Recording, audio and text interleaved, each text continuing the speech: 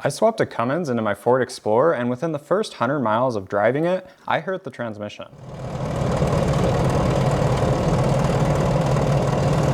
Now, paying somebody else for a rebuild is more than I can afford right now, so I figured I'd try and do it myself and save a whole buttload of money. I'm not sure what broke inside the transmission, but I'm hoping I'll be able to fix it. I'm going to use this unfortunate situation as an opportunity to show you what it takes in order to rebuild a manual transmission. My goal is to show you what skills you need and what tools you need in order to do this job yourself. If you're the type to throw money at your problems until they go away, this probably isn't the video for you. But if you're the type to want to develop new skills, fix things yourself, and save a bunch of money in the process, this is the video for you. I'm a huge fan of good tools. Rebuilding your transmission yourself will save you so much money that you'll be able to afford a bunch of new tools that you're going to need in order to rebuild it.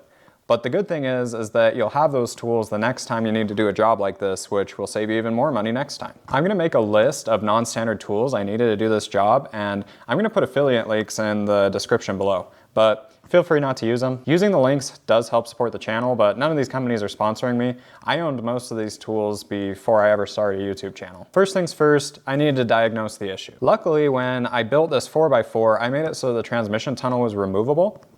This means that I can get really good access to the transmission and transfer case, and I took my mechanic's stethoscope and stuck it on various things to make sure that I knew exactly where the noise was coming from. The noise seemed loudest near the bell housing, which to me implies that it's either the clutch or it's the main shaft on the transmission, but either way, the transmission's gonna have to come out to fix the problem, so let's pull the transmission. Before pulling it out of the car, I popped the top off the transmission. This let me look inside it and see if there's anything obviously broken.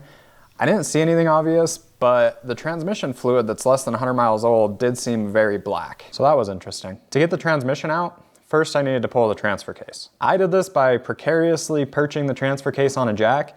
This worked, but before the end of the video, I almost broke my finger twice. So I did finally end up going out and buying an actual transmission jack. This is one of those tools that's not needed to do this job, but it does make life a lot easier and a lot safer. Since I had this massive hole in my floor anyways, I figured out that I could actually use a cherry picker in order to lower the transmission down. This wasn't as good as a transmission jack because you can't really set the angles very well, but at least it was safe. Once I got the transmission on the bench, the first thing I did was pull the rear tail housing. On this transmission, the fifth gear hides in the rear tail housing, and this particular transmission, NV4500, is notorious for breaking fifth gears. This is especially true for diesels because the diesels put out some harmonics that the gears just really don't like. Nothing obvious was broken on the fifth gear, but once again, I was seeing a few chunks and there was a lot of sparkles in the oil. To get the fifth gear off, I had to remove the fifth gear nut. They do make a specialized tool for this, but I was able to remove it with a punch and some heat. I eventually did have to buy the tool anyways though in order to put it back together. The next specialty tool I needed was a 3-job puller. The fifth gear wasn't going to come out without a puller. Really anything that's a press fit, you're going to need a puller like this in order to get it off. Once the gear was off, I found my problem. There were all sorts of chunks of metal oozing out from behind the gear. And if you look close at the shaft, you can see that the splines are pretty messed up.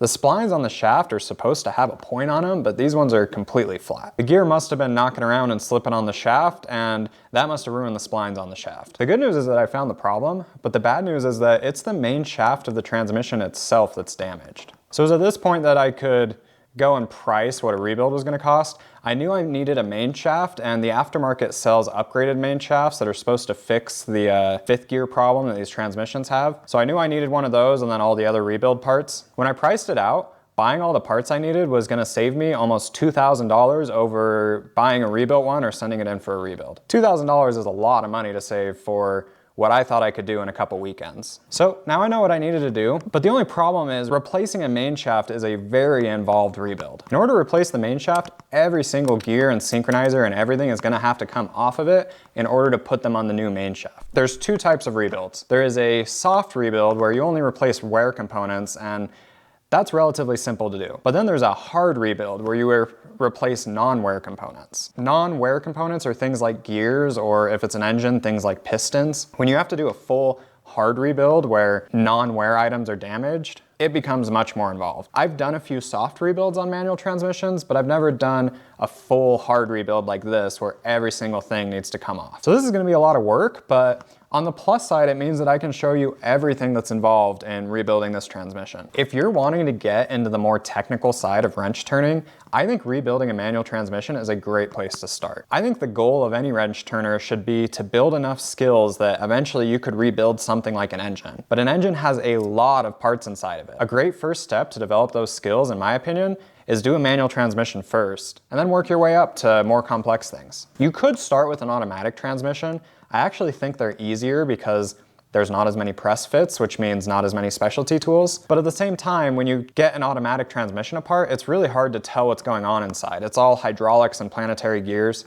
A manual transmission's simple. When you look at the inside of it, you can tell what's going on. And I think that makes it a little more intuitive to rebuild. The most important thing to have when you're going to rebuild a manual transmission, or really when you're doing any wrench turning in general, is a manual. Even just having an exploded view of the transmission will save you a lot of headaches, but I recommend getting a full manual. For a lot of transmissions, you can find PDFs online, but if you can't find one for free, then they're not that expensive through an auto parts store or an online retailer. I pulled the main shaft out of the case, and the next step was to pull the countershaft. Here's where I ran into the next specialty tool you'll need, which is a bearing puller. This is a wedge-shaped tool, which is used to split bearings and then pull them off the shaft. You can get away without one, but that's a lot more work than using a bearing splitter, so I would recommend a bearing splitter. They aren't that expensive for a cheap one. So now that both the shafts are out of the transmission, I need to wash out all these chunks and metal flakes. I used a parts cleaner for this, but you do not need a parts cleaner. A few cans of brake clean is really all you need. After it was clean, I also painted the case.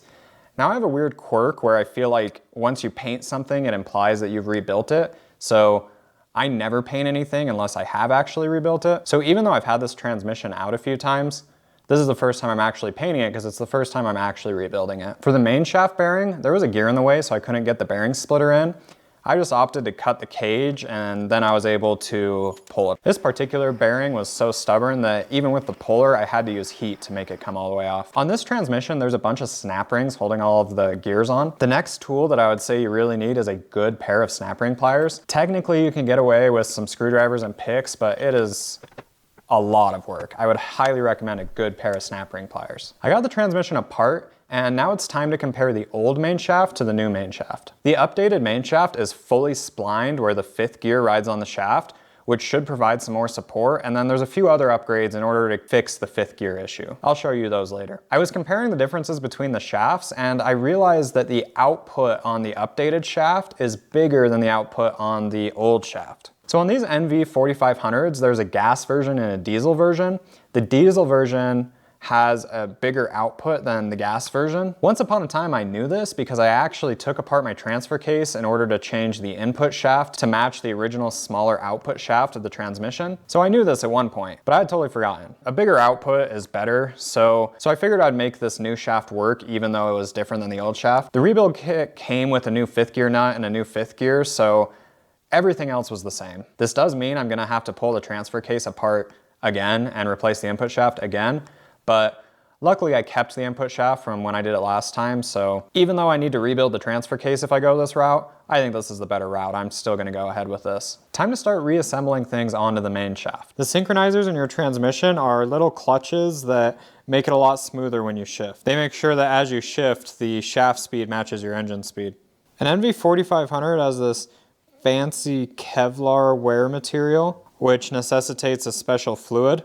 I was always taught that before you put brand new friction material in your transmission, you always soak it in fluid first. I'm not positive if this is also true on this weird carbon fiber stuff, but figure it can't hurt anything. One thing I like to do is every time I put synchros on, I always shift them to make sure that they work. Synchros are the easiest thing to screw up when rebuilding a manual transmission, so I'm constantly testing them to make sure I did it right. When putting bearings back on shafts, a lot of manuals will tell you you need a specialty tool and a press in order to get them on. This isn't really true. Bearings are a press fit, but if you heat the bearing up to 400 degrees or so, that press fit turns into a slip fit. So you can just heat it up in your oven, throw it on the shaft and hammer it on, and it'll go on just fine. The only thing you need to watch out for is make sure that you're hammering on the inner race.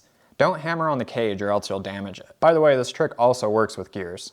anything press fit. Another tool that I find useful, but you don't necessarily have to have, is a seal puller. You can get away with pry bars and stuff, but a seal puller makes stubborn seals way easier. I found this punch set online. I also think this saves a lot of time because you can guarantee you're gonna have a punch of the right diameter every time you need to put a seal in or a bearing cup. Again, this one isn't needed. You can just use sockets, but you're not guaranteed to have a perfect size socket, and personally, I don't like hammering and messing up my sockets too much, so this is another one of those nice to have tools that you don't actually need. New bearing cups go in pretty easy, especially with my punch set. These aren't a press fit like the bearings themselves.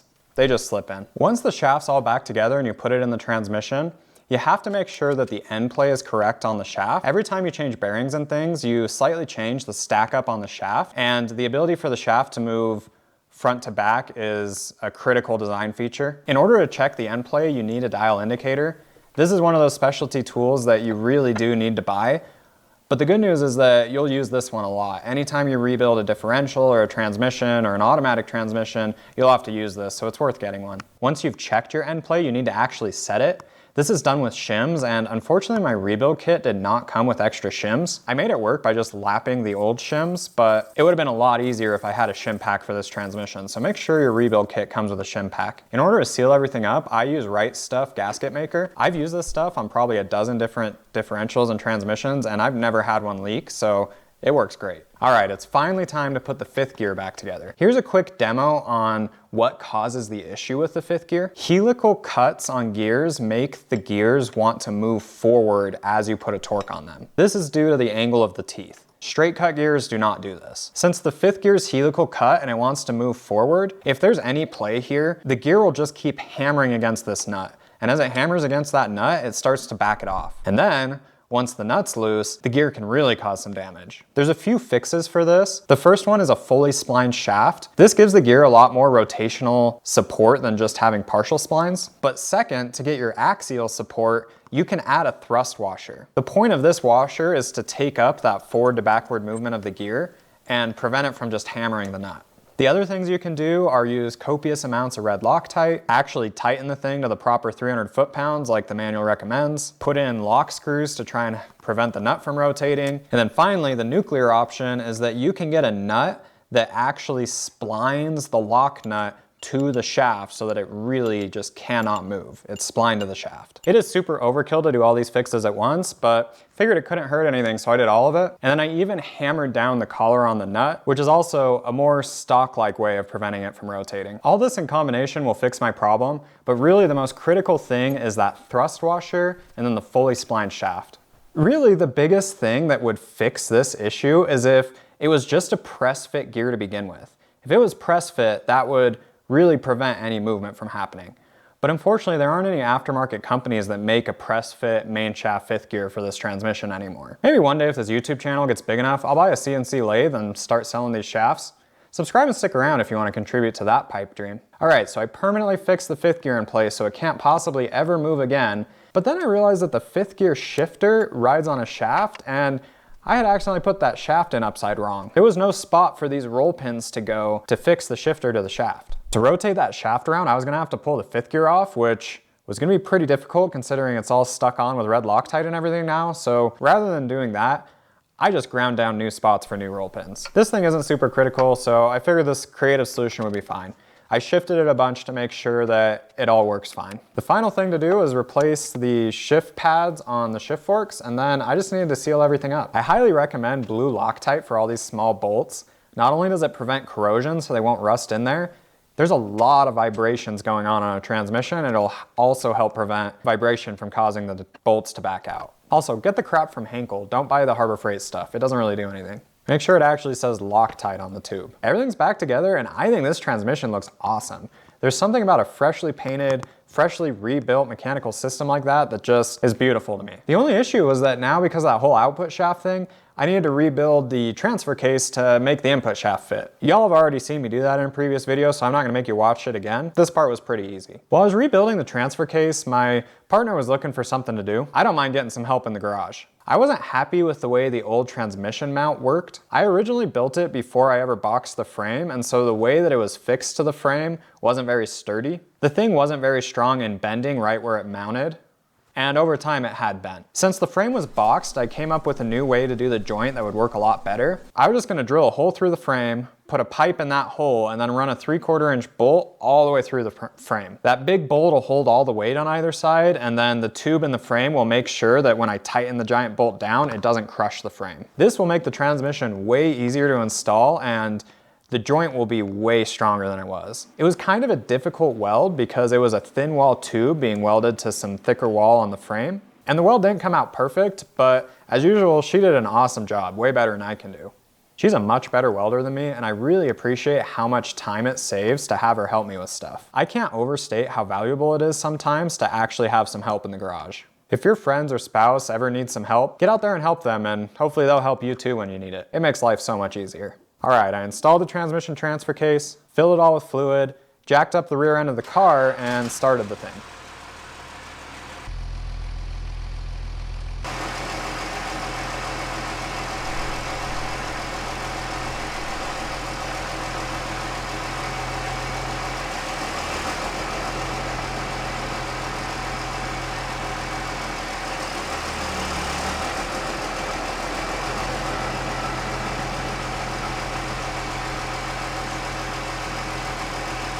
I ran it through all the gears and everything's working great. It's a really good feeling when you rebuild a complicated system like this to actually have the thing work when you put it back together. It really sucks when you get it back together and then realize it's got to come back apart again because you screwed something up. When that does happen, in the words of Bob Ross, happy accidents. It's just another opportunity to practice and develop your skills. I believe anyone with a little bit of wrench turning experience could do a rebuild like this. I mean, it's a lot of work, but with a manual and with the right tools, you can do it and you can save a lot of money in the process. But what do you think? Do you think this is a job that you would be able to tackle? Love to hear from you. If you liked this video, you may like the video where I actually broke the thing. Thanks for hanging out with me in my garage today. Now, get out there and build something.